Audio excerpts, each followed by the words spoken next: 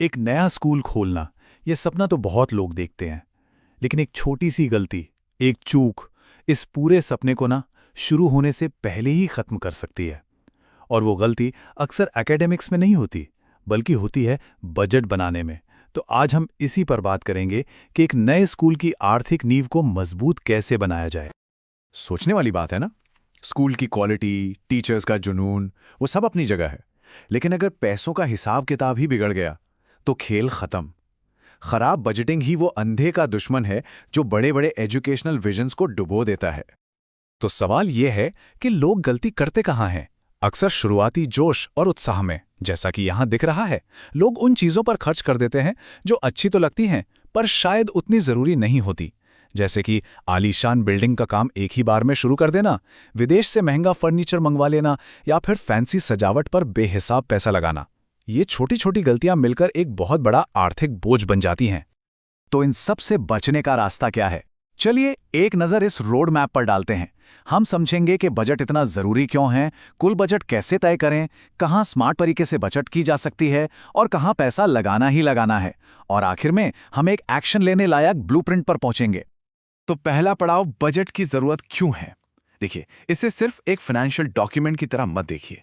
ये असल में आपके स्कूल का जीपीएस है, जो आपको बताता है कि आपको कहां और कैसे जाना है बिना रास्ता भटके। और जब प्लान सही होता है ना, तो फायदे भी कमाल के होते हैं। सबसे बड़ा फायदा तो है पैसों की सीधी सीधी बचत। लेकिन बात सिर्फ यहीं खत्म नहीं होती। स्कूल का ऑपरेशन पहले दिन से स्मूथ रहता है, कैश फ्लो बना रहता है, और सबसे जरूरी बात, आप बिना किसी आर्थिक दबाव के धीरे धीरे सोच समझकर स्कूल को बड़ा कर सकते हैं। चलिए, अब इस पर आते हैं कि आखिर ये बजट का साइज तय कैसे होता है। ये कोई हवा में तय होने वाली बात नहीं है, बल्कि कुछ बहुत ही ठोस फैक्टर्स पर निर्भर करता है जो आपकी पूरी फाइनेंशियल प्लानिंग को दिशा देते हैं। आपका बजट कितना बड़ा होगा, ये कुछ बहुत ही जरूरी सवालों पर निर्भर करता है। आपके स्कूल की कैपेसिटी कितनी होगी, आप जमीन खरीद रहे हैं या किराए पर ले रहे हैं, जिस इलाके में स्कूल है वहां लोगों की आर्थिक स्थिति कैसी है, और हां, आप किस बोर्ड से जुड़ना चाहते हैं। इन सब का सीधा असर आपके बजट पर पड़ता है। अब यहां एक प्रो टिप है, सब कुछ एक साथ बनाने की होड़ में मत पड़िए। एक फेज्ड अप्रोच, यानी कि किश्तों में काम करने की रणनीति अपनाइए। प्री प्राइमरी और प्राइमरी से शुरू करें, जहां लागत कम होती है। जब स्कूल स्टेबल हो जाए, तब मिडिल और फिर हाई स्कूल की तरफ बढ़ें। यह ग्रोथ का सबसे टिकाऊ और सुरक्षित तरीका है। अच्छा, अब आते हैं सबसे जरूरी सवाल पर कि पैसे बचाएं तो बचाएं कहां। और देखिए, ये कंजूसी करने की बात नहीं है, ये स्मार्ट होने की बात है। जरा इस नंबर को देखिए, 40%। जी हां, 40%। सिर्फ फर्नीचर पर स्मार्ट तरीके से पैसा खर्च करके इतनी बड़ी बचत की जा सकती है। जरा सोचिए, ये पैसा स्कूल के कितने और जरूरी कामों में लग सकता है। यह दिखाता है कि सही जगह पर लिया गया एक छोटा फैसला भी कितना बड़ा असर डाल सकता है। तो सवाल है, ये 40% की बचत होगी कैसे? जवाब बहुत सिंपल है। एक तरफ है महंगे इंपोर्टेड आइटम और फैंसी डेकोरेशन, और दूसरी तरफ है मजबूत काम का मॉड्यूलर फर्नीचर या फिर लोकल कारीगरों से बनवाया गया सामान। खासकर छोटे बच्चों के लिए तो सिंपल और सुरक्षित फर्नीचर ही सबसे अच्छा होता है। और रुकिए, बचत के मौके सिर्फ फर्नीचर पर ही खत्म नहीं होते। क्लासरूम का सामान थोक में खरीदिए। शुरू में ऐसा स्टाफ रखिए जो मल्टीटास्किंग कर सके। मार्केटिंग के लिए महंगे होर्डिंग्स की जगह डिजिटल दुनिया का इस्तेमाल कीजिए, और महंगी फ्रेंचाइजी करिकुलम की जगह अच्छी कम लागत वाली किताबों और टीचर मेल रिसोर्सेज से शुरुआत कीजिए। लेकिन एक मिनट, बजट का मतलब सिर्फ पैसे काटना नहीं होता। कुछ जगहें ऐसी हैं जहां पैसा लगाना ही पड़ता है। ये नॉन नेगोशिएबल हैं, इन्हें खर्च मत समझिए। ये आपके स्कूल की साख में किया गया इन्वेस्टमेंट है। इस लिस्ट में सबसे ऊपर है सेफ्टी। बच्चों की सुरक्षा से बढ़कर तो कुछ भी नहीं है ना?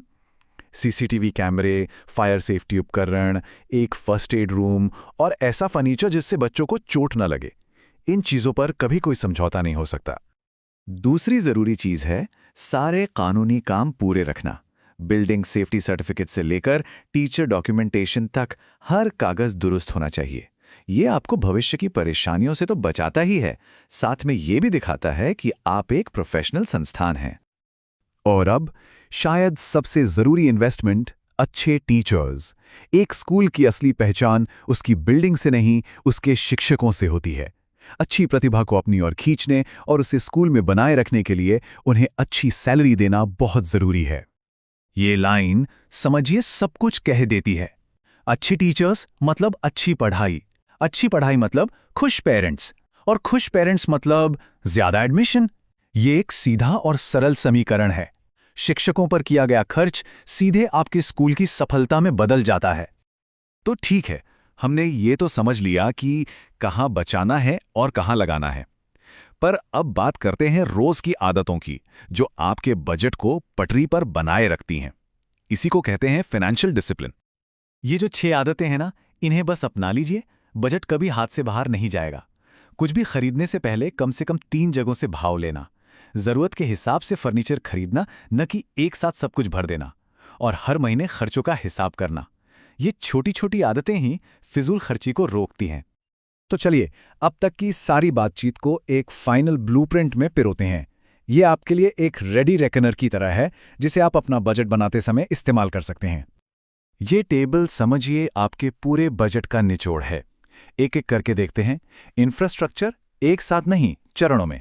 फर्नीचर लोकल और स्मार्ट, स्टाफ क्वालिटी पर पूरा फोकस, टेक्नोलॉजी जितनी जरूरत हो उतनी, और सुरक्षा यहां कोई समझौता नहीं। ये आपके पूरे बजट की एक साफ तस्वीर है। और हां, एक आखिरी और सबसे जरूरी बात, जिसे कभी भी नहीं भूलना है, एक इमरजेंसी फंड।